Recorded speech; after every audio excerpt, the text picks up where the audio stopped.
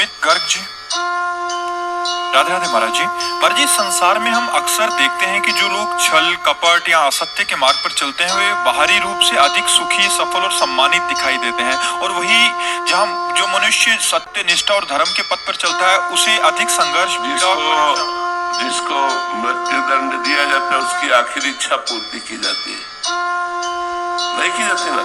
इनकी आखिरी इच्छा पूर्ति हो रही है। ये जो पाप कर्म कर रहे हैं, ये धर्माचरण कर रहे हैं, इनके पुण्यों का नाश हो चुका है। कुछ पुण्य बचे हैं, वही आखिरी इच्छा पूर्ति हो जा रही है। इसके बाद सर्वनाश हो जाएगा, विनाश हो जाएगा। यहाँ नको कुल रोव निहारा, राम विमुख असहाल तुम्हारा। मंदोदरी जी रावण को देख करके जब बिखरी खोपड़ियां और भुजाएं पड़ी है तो सोच रही है वही रावण है। जब चलता था तो पृथ्वी कांपती थी, चलत दशानन डोलत अवनी, भुजाओं को ठोक देता था तो लोग के लोग खाली हो जाते थे। आज वही रावण बंदरों के पैरों की ठोकर में उसकी खोपड़ियां फुटबॉल की तरह दौड़ रही मैदान में।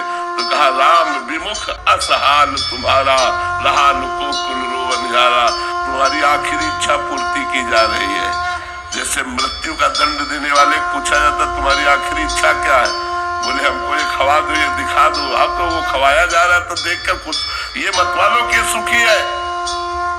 अब वो गड़ासे के नीचे जाने वाला है, अब उसका नाश होने वाला है। दीपक की तरह जलो, धर्म पूर्वक चलो तो कुल परंपरागत चलोगे, हाइलोजन की तरह जलोगे फ्यूज हो जाओगे। अधर्माचरण करने वाला हाइलोजन की तरह प्रकाशित होता फ्यूज हो जाता है, क्योंकि उसके सुकृत नष्ट हो जाते हैं। इसलिए ये देखो मत कि वो पापाचरण करते हुए उन्नति को प्राप्त हो रहा है। ये समझ लो उन्नति को नहीं, वो नाश को प्राप्त हो रहा है। धर्माचरण करते हुए वो दुख को प्राप्त हो रहा है, वो दुख को नहीं, उसके पाप नष्ट हो रहे, आगे चलकर बहुत सुख को प्राप्त होगा। जैसे दुर्योधन बड़ा फूला हस्तिनापुर के सिंहासन के लोभ में, चूंकि पिता बैठे हुए थे, मनमानी दुर्व्यवहार किया पांडवों के साथ। परिणाम क्या हुआ?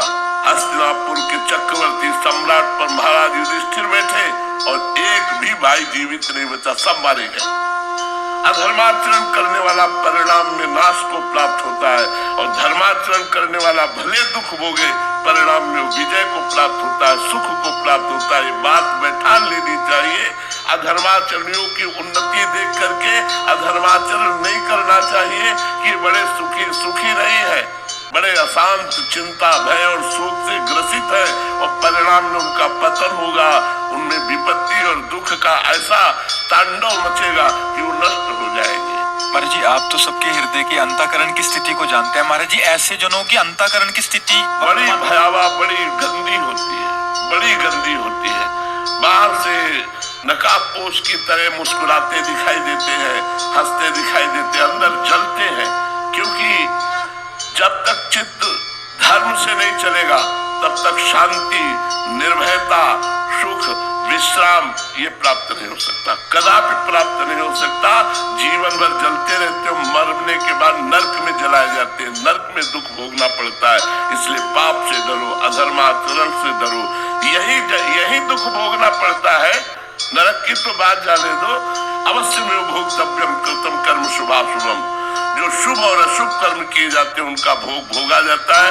इसलिए पापाचरण से डरो, पापाचरण मत करो। देखो, बचपन से भजन मार्ग में लगा हूं, किसी जन्म का पाप कर्म हमारे ऊपर लागू हुआ तो दोनों किडनी फेल हो गए।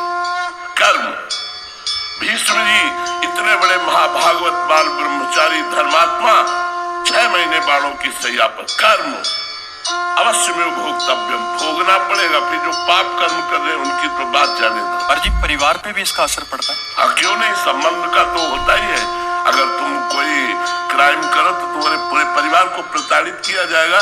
कहाँ है बताओ?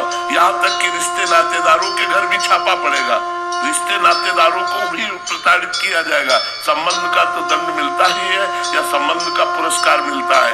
अच्छा कार्य करने वाला राजकीय कर्मचारी तो माता पिता रेल में फ्री, संबंध का ही तो उसको सुविधा मिल रही है, संबंध से ही उसे दुख और दुविधा मिलती है। तो पिता अधर्म आचरण कर रहा है तो बच्चे भी उसका भोगेंगे? बिल्कुल, बच्चा करेगा तो बाप को भी भोगना पड़ेगा।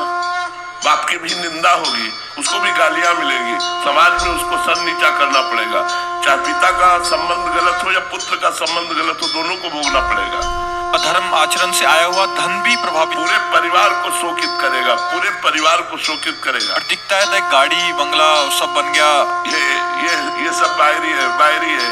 ये कुछ दिन के बाद बाहरी भी नहीं रहेगा और आंतरिक भी नहीं रहेगा। आंतरिक तो जलते ही रहते हैं, बाहरी है ये कुछ दिन के लिए है, कुछ दिन के लिए है। देवकी वसुदेव जी को हथकड़ी में डाले हुए है, कुछ दिन के लिए समय है उसका। सुकृत जब तक है तब तक ठीक है। केस पकड़कर पूरी सभा में पटक पटक कर कंस को मारा, जो महाबली था। ऐसा बली था कि जरासंध प्रसन्न होकर अपनी 2 पुत्रियों का ब्याह किया था। तो जब तक पुण्य है तब तक धर्मात्मा पुरुष को दुख दे लो और पाप कर लो, और जिस समय तुम्हारे पुण्य नष्ट होंगे, विध्वंस हो जाओगे, किसी कार्य में तुम सफल नहीं हो पाओगे। अभी तुम्हारे पुण्य इसलिए सफलता दिखाई दे रही। पर जी पापाचरण वालों को तो समझ आया, बट ये जो धर्माचरण कर रहे हैं फिर भी दुखी हैं, इनका क्या रहस्य? पूर्व जन्म के जो पाप है, अब उनके पाप का जो क्रम लागू हुआ है वो नष्ट हो जाएंगे।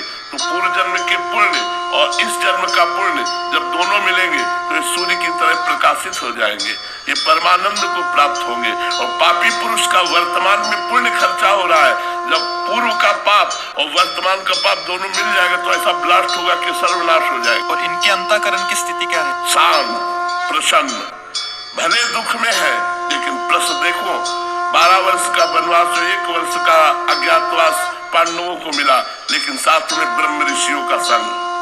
ये सौभाग्य कि बड़े बड़े ब्रह्म ऋषि भगवान की चर्चा सुनाते हुए उनको 12 वर्ष समझ में ही नहीं आया कैसे कट गए। उस समय उनका हृदय शांत, प्रसन्न, भगवत शरणागत, भगवत चिंतन परायण, बाहरी कष्टों की परवाह नहीं करते, धर्म में चलने वाले। ये अधर्मी पुरुष लोग थोड़ी देर के लिए बाहरी सुखों को भोगते हैं, अंत में महादुख को प्राप्त होते हैं। इसलिए सबसे प्रार्थना है, पाप से डरो, अधर्माचरण से डरो। उन्नति धर्म पूर्वक हो तो स्वीकार करो, धर्म पूर्वक रुपया मिले तो स्वीकार करो। अधर्म रूपी धन, अधर्म रूपी उन्नति बिल्कुल स्वीकार न करो, वो तुम्हारे परिवार को और तुम्हारे को परम अशांति प्रदान करेगी। देव मेनालिया जी, मेनारिया जी, राधे राधे महाराज जी। महाराज जी कुछ लोग साधु संतों को और धर्म को गलत बोलते हैं, तो महाराज जी ऐसे में बुरा लगता है तो उनको जवाब देना चाहिए, क्या करना चाहिए? कान में अंगुली डाल के चल देना चाहिए। जवाब देने से कोई फल नहीं मिलेगा, वो सुधरने वाले नहीं है। बातुल भूत विवश मतवारे, ते नहीं बोले वचन विचारे, तिनकर कहा सुनी नहीं काना। संत शंभु श्री पद अपवादा, कहीं सुनी ता असमर्यादा। काटी जीव तास जो बसाई, श्रवण मुंह नत चले पराई। कोई भगवान शंकर की, भगवान हरि की, संत की, गुरु की निंदा कर रहा हो तो ताकत हो तो उसकी जबान बंद कर देनी चाहिए, नहीं तो कान में उंगली डालकर वहां चल देना चाहिए। तो मुझे लगता है लड़ाई झगड़ा करने से अच्छा है कान में उंगली डालकर चल देना। जिस सभा में, जिस मित्रों के पास बैठने में संत निंदा हो रही हो, कान में उंगली डाल के चल दो। संत, हम मानते हैं इस बात को कि ये वेश ऐसा है कि इस वेश में जो नहीं आचरण कर पाते हैं वो लोग भी छुपे हुए हैं। मतलब अधर्माचरण से युक्त होकर इस धर्म रूपी वेश का आश्रय लेकर वो अपनी वासनाओं की पूर्ति करते हैं, मानते हैं। पर अगर नकली नोट होता है तो असली नोट भी होता है। ऐसा नहीं है कि नकली नोट बिना असली के बन जाए, असली की ही नकल होती है। तो अगर नकल है तो कोई असल है, अगर असल में है तो हम सब संतों की निंदा नहीं कर सकते। हमें चाहिए कि जहाँ संत निंदा हो रही हो, भगवंत निंदा हो रही हो, वहां से अपने को हटा लेना चाहिए, नहीं तो हमारे भी सुकृत नष्ट हो जाएंगे। भक्तन निंदा अति बुरी, भूली करे जिन कोय, किए सुकृत बहु जन्म के छिन में डारे खोए। भक्तों की निंदा सुनना और भक्तों की निंदा करना, ये बहुत जन्मों के सुकृतों का एक साथ नाश हो जाना है।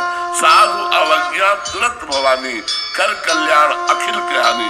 अखिल कल्याण करने वाले पुण्य पुंजों का नाश तत्काल हो जाता है जब कोई संत निंदा करता है, वैष्णव अपराध कर। और किसी पाप में इतनी दम नहीं, और कोई पाप बन जाएगा उसका प्रायश्चित है नाम संकीर्तन, नाम जप। लेकिन संत अपराध बन जाए तो नाम जप होगा ही नहीं, नाम कीर्तन होगा ही नहीं, और नाम कीर्तन से नहीं होने वाला जब तक उस संत के प्रति हम क्षमा याचना न कर लेंगे।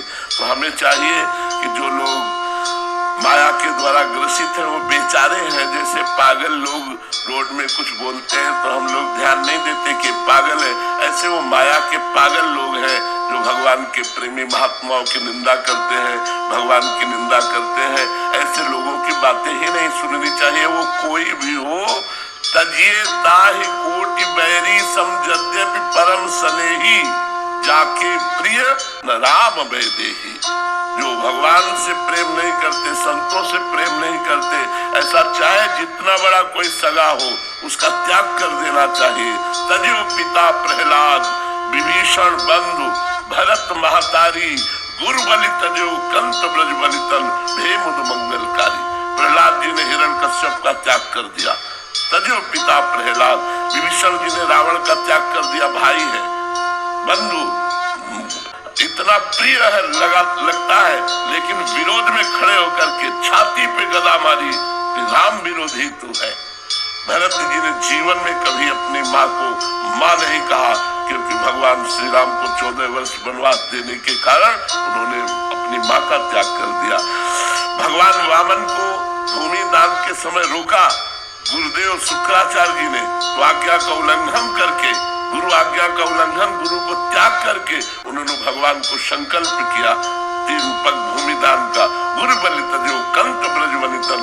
ब्रजवासिनी गोपियों ने अपने पतियों का त्याग करके परम पति भगवान श्री कृष्ण का भजन किया।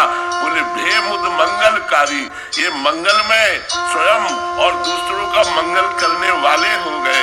इसलिए तो जहाँ भगवान और भक्ति की निंदा वहां से हट जाना चाहिए, नहीं तो अपनी प्रवीणता के द्वारा उसकी जबान बंद करनी चाहिए। उसकी काटी जीव तास जो बसाई, श्रवण मुंद न तो चले पराई। तो हम विरोध तो नहीं करेंगे, लड़ाई झगड़ा करना है संतों का या भक्तों का कार्य नहीं होता।